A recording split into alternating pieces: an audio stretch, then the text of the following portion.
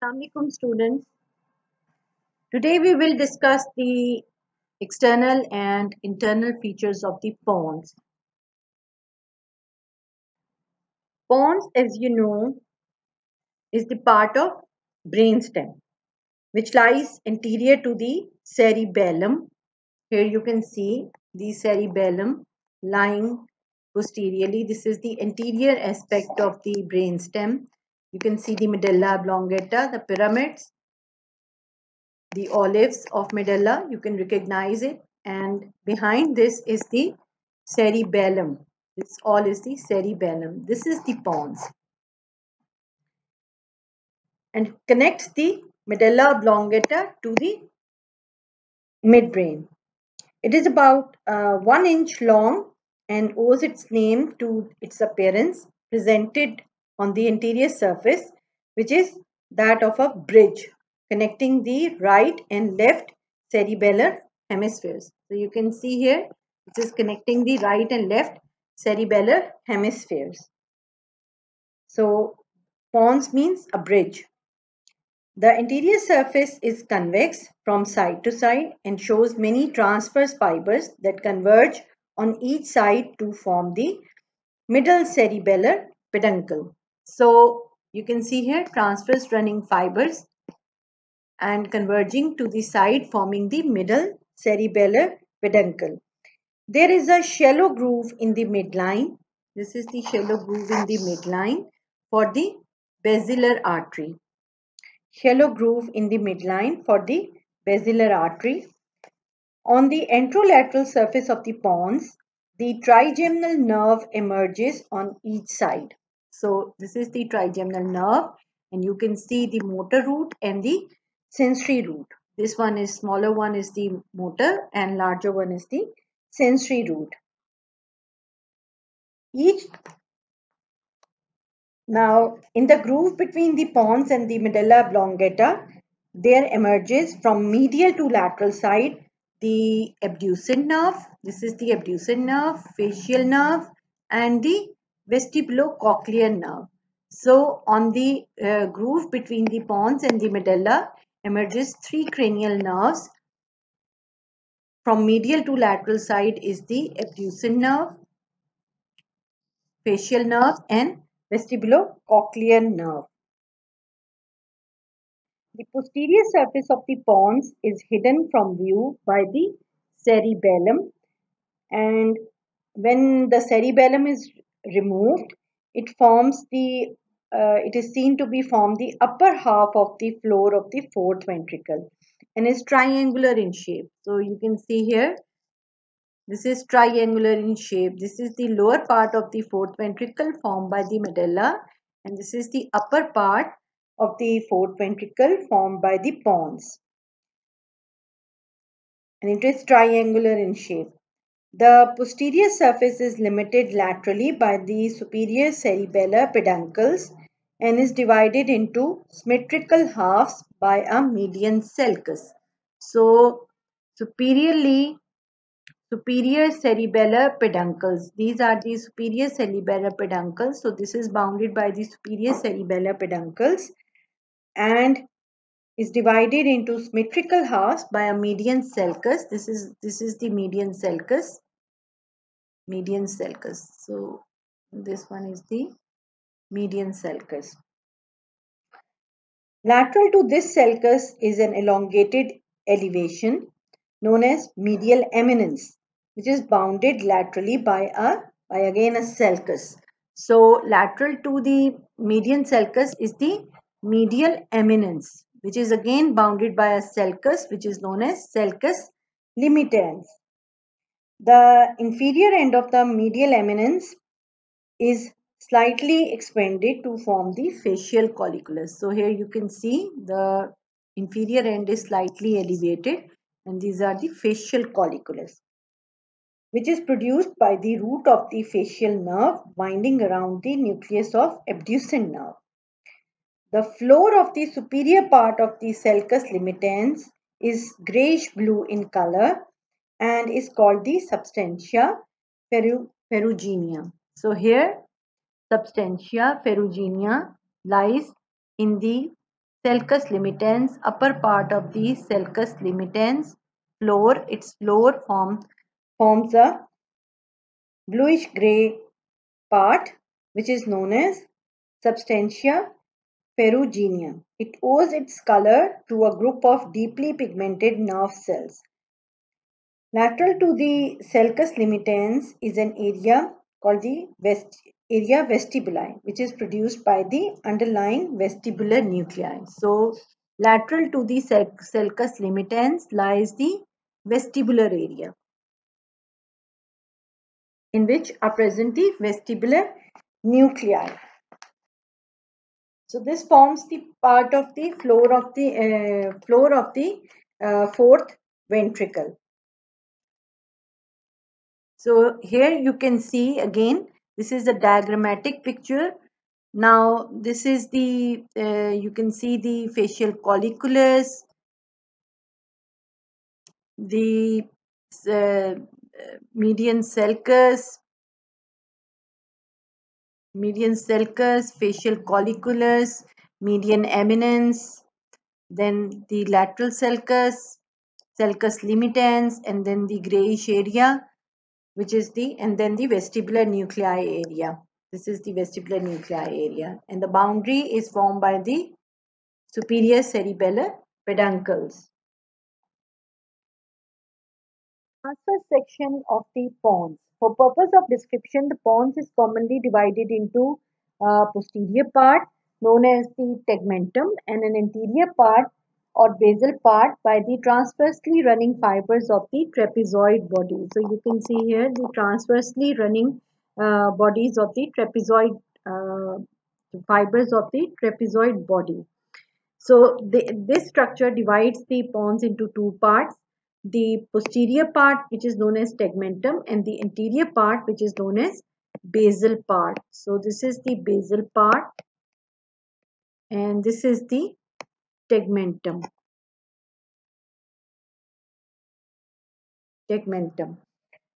The structure of the pons may be studied at two levels. First level is the transverse section through the caudal part passing through the facial colliculus, and second section is through the transverse section through the cranial part passing through the trigeminal nuclei. Now first of all we will study the transverse section through the caudal part. Now this is the diagram showing the transverse section of the caudal part, and in this section you can see the medial lemniscus. The medial lemniscus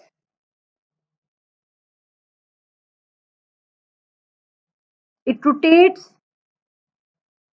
as it passes through the medulla into the pons. It is situated in the most anterior part of the tegmentum and with its long axis running transversely.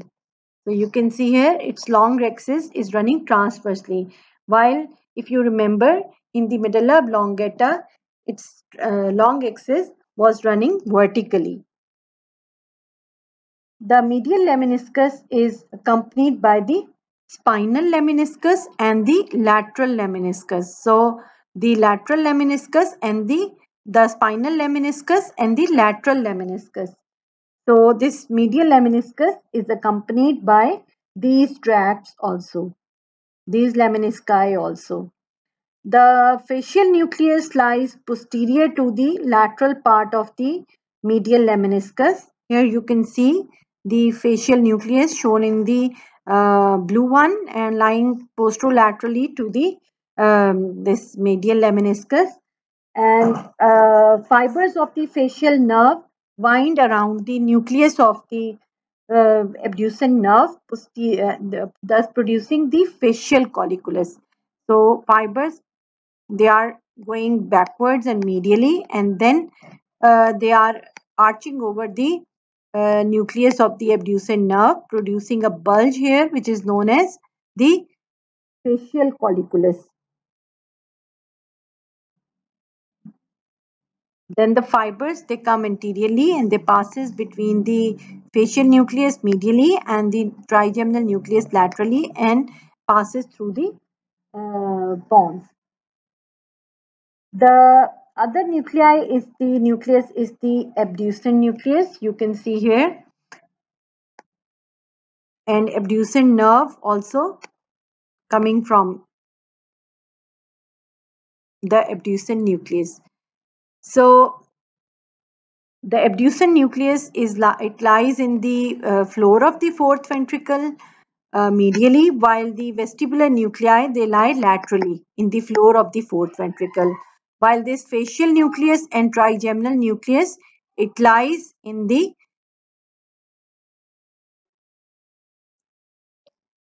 reticular formation of the pons. The medial longitudinal fasciculus. It is situated beneath the floor of the fourth ventricle on either side of the midline. The medial longitudinal fasciculus is the main pathway that connects the vestibular and cochlear nuclei with the nuclei controlling the extraocular muscles. That is the nuclei supplying the extraocular muscles, oculomotor, trochlear, and abducent nuclei. So this is the medial longitudinal fasciculus. This is a white bundle of axons which is connecting the vestibular and cochlear nuclei with the nuclei of the sixth cranial nerve, fourth cranial nerve, and third cranial nerve, which is lying in the midbrain. The two sixth lie in the pons, while the other two lie in the midbrain.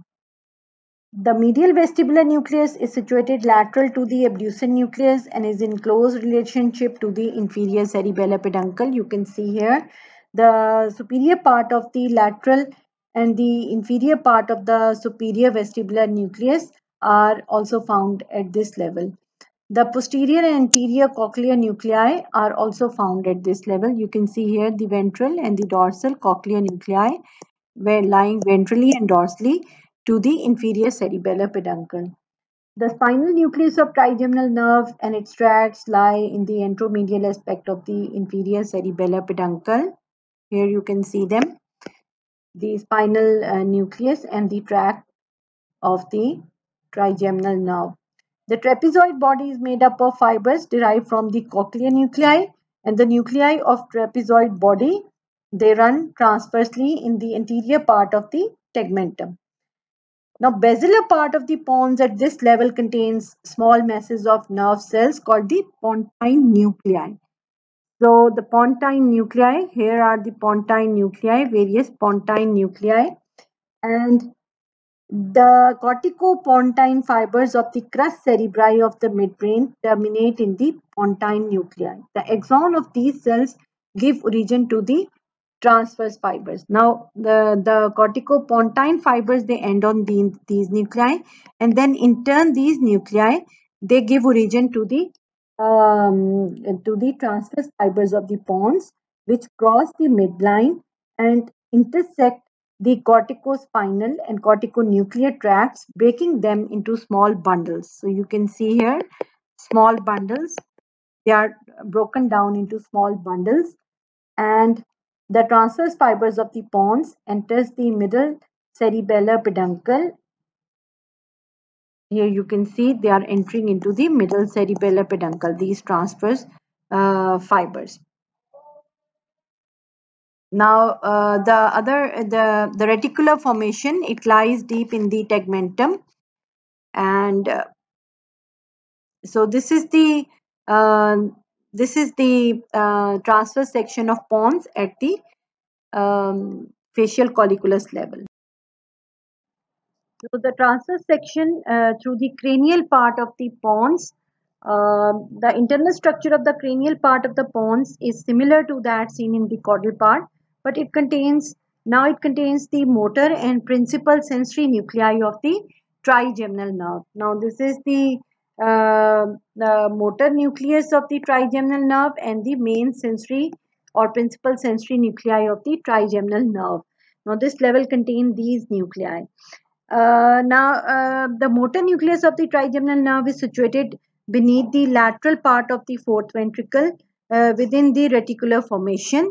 So here you can see within the reticular formation beneath the lateral part of the fourth ventricle, the emerging motor fibers travel anteriorly through the substance of the pons and exit on its anterior surface, as I have shown you on the anterior surface of the when we were discussing the anterior surface of the pons. The principal sensory nucleus of trigeminal nerve is situated on the lateral side of the motor nucleus. So on the lateral side of the motor nucleus lies the principal sensory nucleus of trigeminal nerve, and it is continuous inferiorly with the nucleus of the spinal tract. The entering sensory fibers travel through the substance of the pons and lie lateral to the motor fibers. Now the motor fibers lie medially, while the sensory fibers, they lie laterally. Then the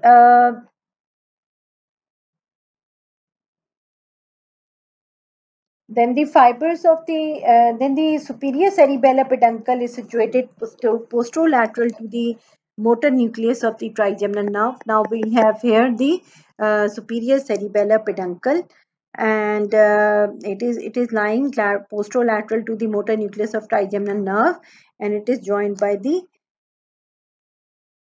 anterior spinocerebellar tract, ventral spinocerebellar tract. So it is joined by the anterior spinocerebellar tract. The trapezoid body and the medial lemniscus are situated in the same position. You can see here the trapezoid body and the medial lemniscus. They are located in the same position as in the previous section. The lateral and spinal lemniscus lie at lateral extremity of the medial lemniscus. This is the spinal lemniscus, and this is the lateral lemniscus, which are lying lateral to the medial lemniscus at this point. Rest of the features in the basilar part and the tegmentum is the same. Supply to the pons is by branches from the basilar artery, and the median portion of the ventral part of pons is supplied by the paramedian branches. The lateral portion of the ventral part of the pons is supplied by short circumferential branches. The dorsal part of pons is supplied by the long circumferential branches. These are from the basilar artery. The dorsal part of the pons also receive branches from the anterior inferior cerebellar and superior cerebellar arteries. The paramedian branches of the basilar artery may extend into this region from the ventral part of the pons. So, this diagram that the here is the basilar artery present in the anterior basilar groove, and it is supplying the branches, paramedian branches to the medial portion of the ventral part of the pons. Here you can see. Then short circumferential branches supplying the lateral portion of the ventral part, and long circumferential branches supplying the dorsal part of the pons. And dorsal part of the pons also receive some augmentation from the anterior inferior cerebellar and superior cerebellar arteries.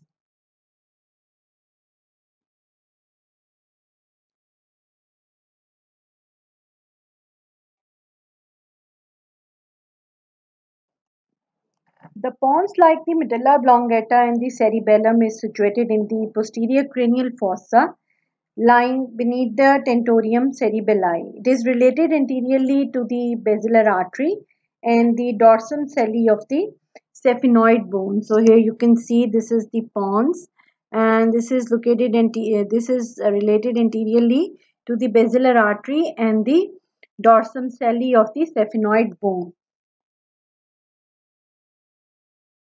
and the basilar part of the occipital bone. In addition to forming the upper half of the floor of the fourth ventricle, it possesses several important cranial nerve nuclei, that is the trigeminal, abducent, facial, and vestibulocochlear, and serve as a conduit for important ascending and descending tracts: corticonuclear, corticopontine, corticospinal, medial longitudinal fasciculus, medial spinal, and lateral lemnisci.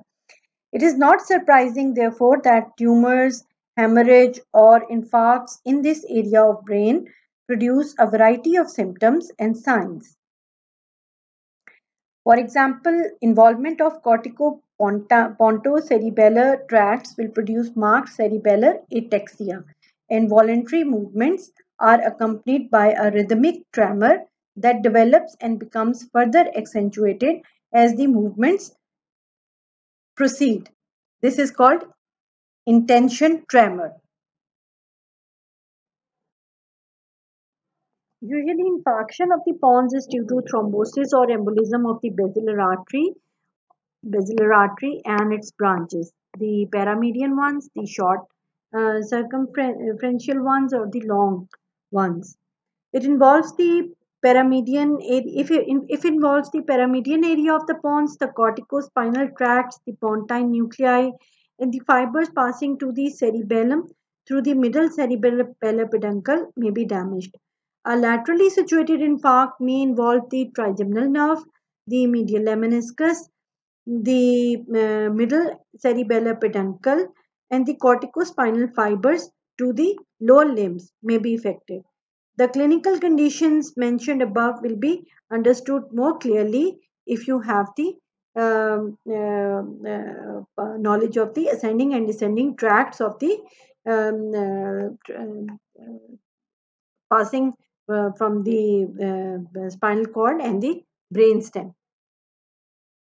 Thank you.